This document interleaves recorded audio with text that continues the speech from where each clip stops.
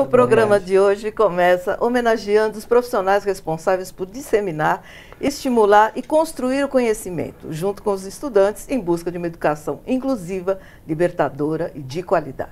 Feliz Dia dos Professores! O nosso respeito e agradecimento a todos esses trabalhadores e trabalhadoras. Vamos lá, olha, representando os milhões de educadores do Brasil, estamos aqui com o Mauro Rosa, jovem professor de artes na Escola Municipal de Ensino Básico Isadora Batistin, em São Bernardo do Campo, e o Alexandre Isaac, do Centro de Estudos e Pesquisas em Educação, Cultura e Ação Comunitária. Sejam muito bem-vindos. Obrigado. Obrigado. O Mauro, ele trabalha com uma turma de educação de jovens e adultos. Você está acostumado, então, a lidar com essas pessoas que elas perderam, em algum momento da vida, a chance de ingressar no ensino formal. Eu queria que você falasse um pouco quem são essas pessoas, quem são os seus alunos e de que, de certa forma, o EJA, o ensino de jovens e adultos, ele recupera um pouquinho essa dívida histórica que a gente tem com essas pessoas, né? Fala um pouquinho sobre o EJA e seus alunos. Exato.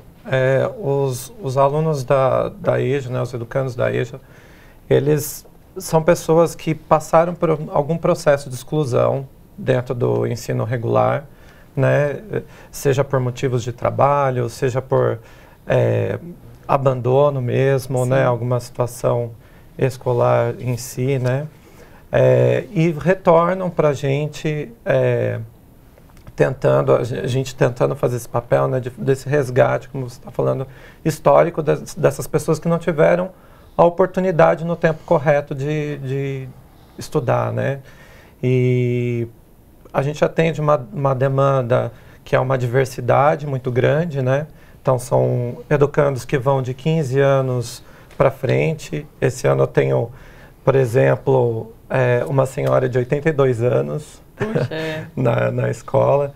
Então, assim, a gente trabalha muito com a questão da diversidade. É um público muito heterogêneo, né, que chega para a gente e, na maior parte das vezes, como eu falei, com peso social aí de exclusão nas costas. Bacana, a gente tem inclusive uma reportagem para mostrar, umas imagens para mostrar o projeto que você desenvolveu com esse grupo, porque inclusive dando escuta e voz ao grupo de estudantes, o Mauro ele ajudou a fazer surgir o projeto Vagas de Luz, As Sombras do Preconceito.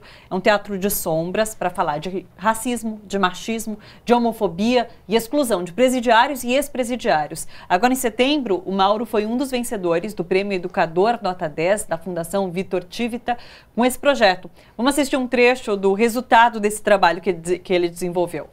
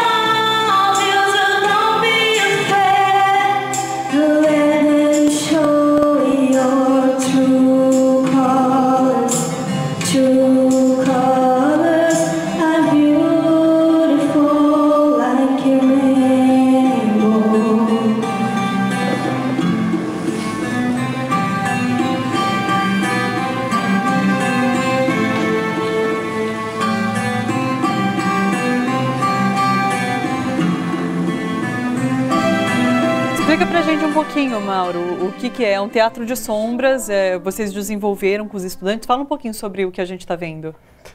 Então, esse trabalho, ele nasce, né, de um momento de escuta.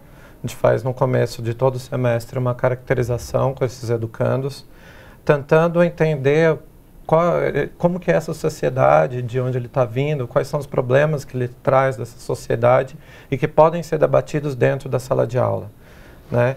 Então, nesse primeiro momento, a gente faz essa escuta, tenta tirar o que a gente chama de falas significativas, que esse educando traz, né, que segundo Paulo Freire seriam as falas limitadoras, né, a situação limite, desculpa, é a situação limitadora do sujeito na sociedade, né, e a gente vai trabalhar essas falas.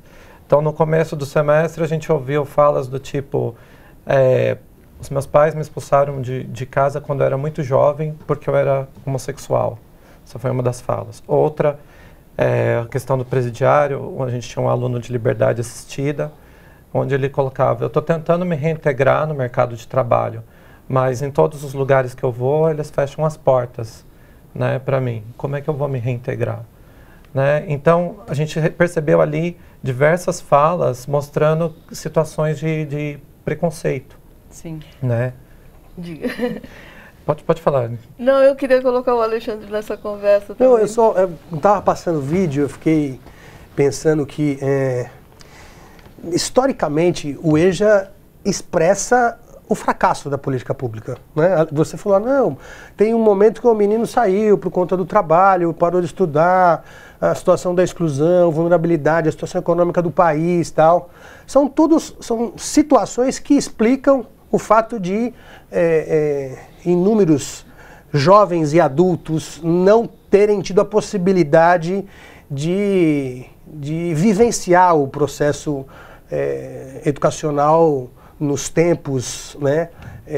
Nos tempos assim, normais, primeira infância, Fundamental 1, Fundamental 2, ensino médio, ensino universitário, né?